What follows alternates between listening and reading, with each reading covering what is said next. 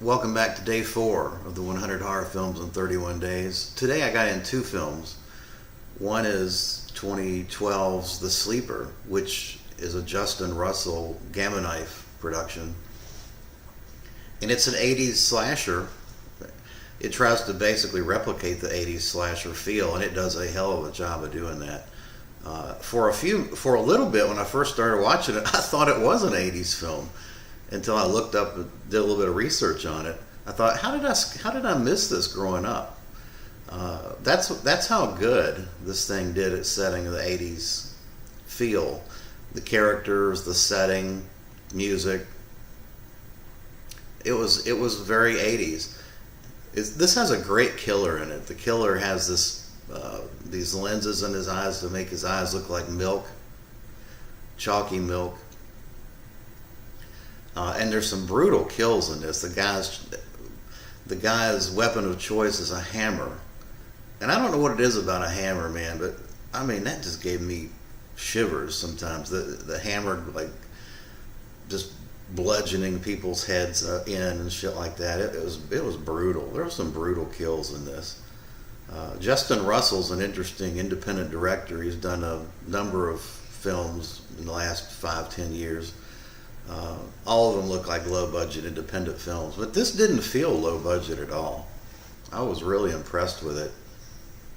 Now, as much as I like the film and the setup of the 80s locales and 80s feel of the film and the killer, the film kind of descended into a lot of cliches that I wish it hadn't done.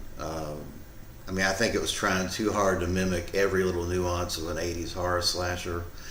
It feels a lot like The Final Exam by comparison, but it descended into some cliches and some stupid character stuff that I thought it would have been perfect had it not done that. Jump scares and things like that you saw coming a mile away, those type of things. But you can't be too picky with stuff like this. I enjoyed it. I give it a 7 out of 10. I definitely recommend it. It's got an audio commentary and a featurette. This is a Gamma Knife release. It's a Blu-ray and DVD combo. So yeah, that The Sleeper 2012, I definitely recommend that one.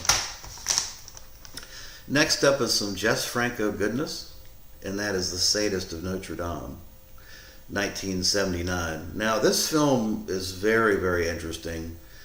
Of course, you know I'm a big fan of Jess Franco, and in an earlier Franco Fridays, I covered a film called Exorcism, 1974.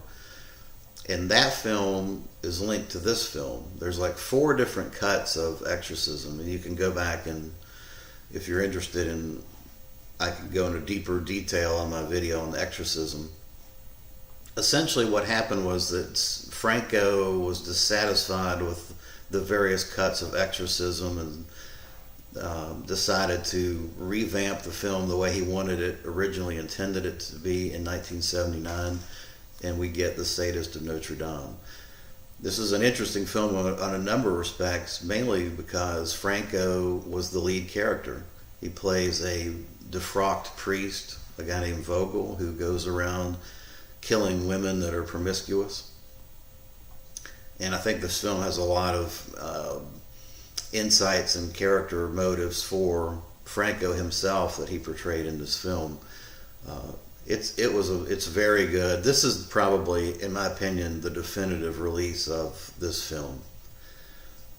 It has 70-some minutes of the original 74 film, but what he added to it, there's like 20 minutes of new footage, and it makes it a complete and cohesive film, in my opinion. So I think if you're looking at any of these films, Exorcism, I think, was released on Kino.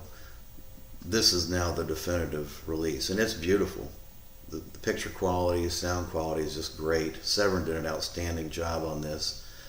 It has a 30-minute Stephen Thrower discussion on the film. It's got a number of features, including another 30-minute feature on top of that I haven't seen yet. But I'm going to cover this on a Franco Friday, probably this Friday in more detail. But I love The Sadist of Notre Dame. I give it an 8 out of 10. I love these black cases too. So yeah, that's going to do it for day 4. Short and sweet. Appreciate you watching. Thanks.